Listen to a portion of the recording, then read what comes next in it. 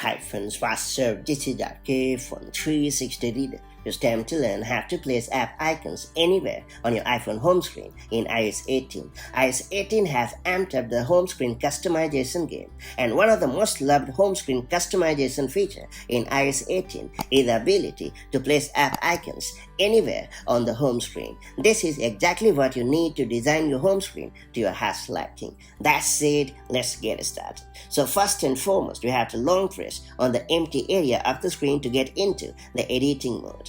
And when you are in the editing mode, you can use the drag and drop gesture to perfectly rearrange your app icons. As there is no restriction at all, you can put your app icons almost anywhere on the screen. And once you have perfectly customized your iPhone home screen, make sure to tap on the done button at the top right corner of the screen to confirm, and you are good to go. If you found this video helpful, do like and share it, and I'll see you in the next video with more such handy iPhone tips and tricks. Till then, stay safe and have a good time. Bye.